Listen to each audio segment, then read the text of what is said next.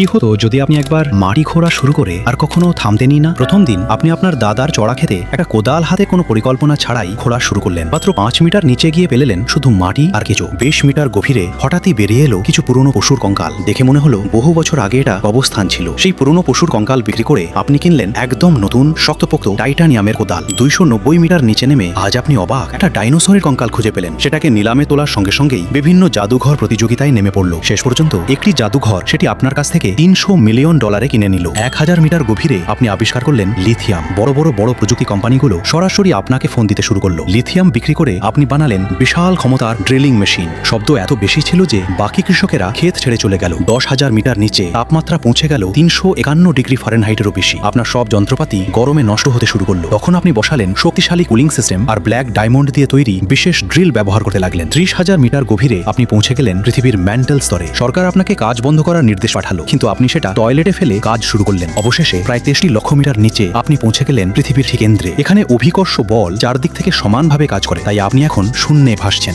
আপনার কাছে কোটি কোটি টাকা। এই দেখ আমি একটা বিকচু পাইয়ে গেছি। কই দেখি।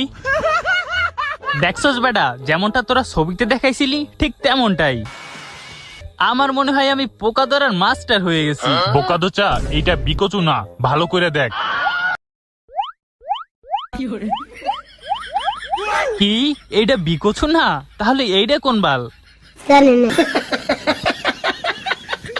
এই বিকচুর মাধ্যমেই একমাত্র আমরা আলু ক্ষেত খুঁজে পাবো। শুধু বিকচু পাওয়ার পর একটা আলুর গন্ধ শুকিয়ে দিলেই বিকচু বিটেল আমাদের আলু ক্ষেতের সন্ধান দিয়ে দিবে। তাই আমাদের যে করেই হোক এই বিকচুটাকে খুঁজে বের করতেই হবে। আরে এই বেটারা, তোরা কই গেলি? আমি আরেকটা বিকচু খুঁজে পেয়েছি। তুই শিওর তো? ভালো করে দেখাল। হ, এইবার আমি 111% শিওর। তাহলে চল তাড়াতাড়ি। সবকিছুই তো ঠিক আছে, কিন্তু এইটা তো বড় কেন? আরে বড় আর ছোট দিয়ে কি হইব? 19-20 তো মাত্র পার্থক্য। 19-20? এইটা আর ওইটার মধ্যে 19 লাখের পার্থক্য বোকাদোচা। নারুটো, ওর নাকে গুতা দিস না।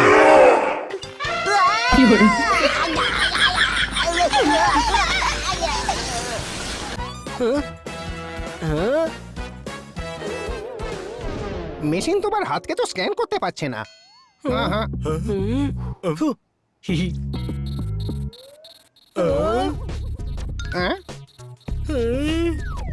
মনে হয় ওয়ার্ল্ড কাপ টিকিট তোর হাতের মধ্যে আসবে না।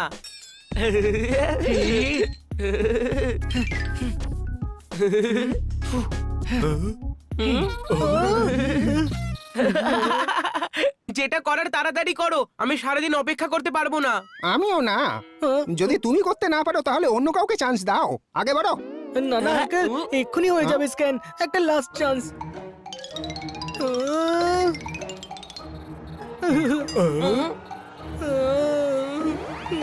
বল করতে করতে তোর হাতে আর কিছু নেই। একটু ভালো করে স্ক্যান কর না, জোরে চাপ দে হাতে। আরে চলো, বুক হয়ে গেছে লাস্ট টিকিট। হ্যাঁ, গ্রেট, টিকিট তো দাও। হ্যাঁ, এটাই তো আপনার টিকিট। কি? এই হাত স্টেডিয়ামের বাইরে স্ক্যান করে দিও, এন্ট্রি পেয়ে যাবে। কিন্তু ম্যাচ ও নয়, আমি দেখতে চাই। তাহলে একে নিয়ে যাও, এর হাত স্ক্যান করো আর এন্ট্রি নিয়ে নাও। আরে এরকম ভাবে দেখছো কেন? No no no no no no no no no, ভাববিও না এসব। আমি আমার বার্থডে ছেড়ে কোথাও যাব না। নো। আরে স্যার, টাকাটাও দিয়ে যান। সরি। বান্টি, ম্যাচ দেখার চান্স এখন তোর হাতে। কিন্তু আমার তোর ম্যাচে কোনো ইন্টারেস্ট নেই। কিন্তু তোকে দেখতে কে বলছে? তুই শুধু স্টেডিয়ামে চল, স্ক্যান করে দে আর আমাকে স্টেডিয়ামে এন্ট্রি দিয়ে দে। হোয়াট? বার্থডের দিনে আমার বাবাকে আমার থেকে দূরে করে দিয়েছিস? সেটা কি কম ছিল যে এখন আমাকে আমার বার্থডে পার্টি থেকে আলাদা করে দিচ্ছিস? এরকম ব্যাপার নয় সোনা, তুমি তো বুদ্ধিমান, বলো প্লিজ কোঅপারেট করো। আমি জানতাম যে তুমি খালি চিকুর সাইডই নেবে, যদিও এমনিতে আমি তোমার সাথে কথাই বলতে চাই না। আমি কিচ্ছু শুনতে পাচ্ছি না।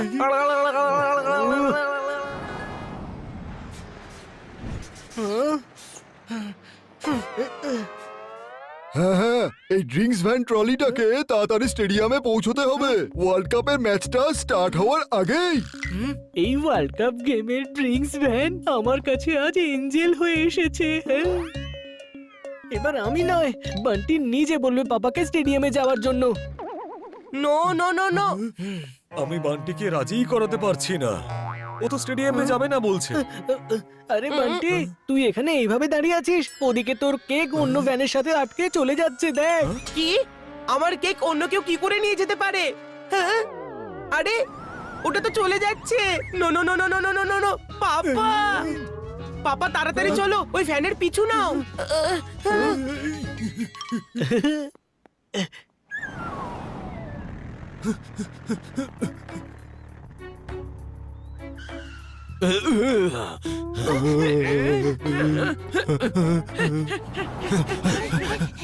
আজকের ওয়ার্ল্ড কাপের টিকিট দিন তো।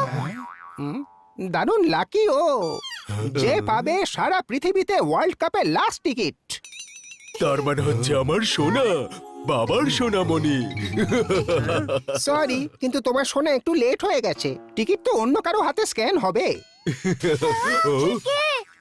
উম, ওই দেখো, ওই ছেলেটা। আরে এটা তো সেই গাড়িটাই যার জন্য আমরা এখানে দেরিতে পৌঁছলাম। বড় কেক নিয়ে যাচ্ছিল আর এখন ম্যাচের টিকিটও নিয়ে গেল। বাবা, তুমি কথা দিয়েছিলে ওয়ার্ল্ড কাপ ম্যাচ দেখাবে, কিন্তু মনে হচ্ছে তোমার কথার আর কোনো দামই নেই।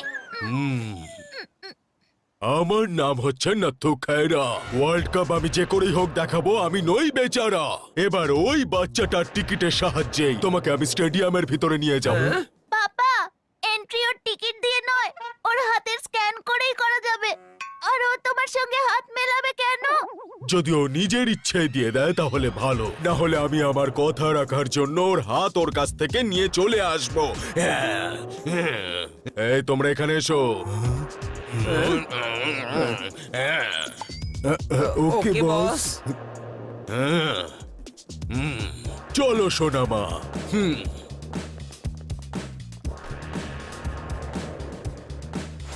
হ্যাঁ, এটা তো ক্রিকেটের দিব্যি। আমরা তো এখানে বান্টির জন্য বার্থডে গিফট কিনতে এসেছি। আর এখন নাথু বলছে চিকুকে রিটার্ন গিফটের মতো তুলে নিয়ে চলে যাবে। তাড়াতাড়ি চল, মেঘা আন্টিকে বলি।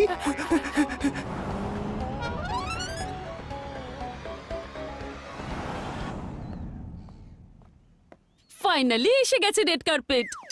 আন্টি, হ্যাঁ তোমরা তো সবাই বার্থডে পার্টির জন্য অনেক আগেই চলে এসেছো। বান্টি আর চিকুর সঙ্গে বার্থডে পার্টির ডান্স প্র্যাকটিস করব যে। টুইঙ্কেল টুইঙ্কেল রক স্টার, বান্টির পার্টিতে আমরা হব সুপারস্টার। মেঘা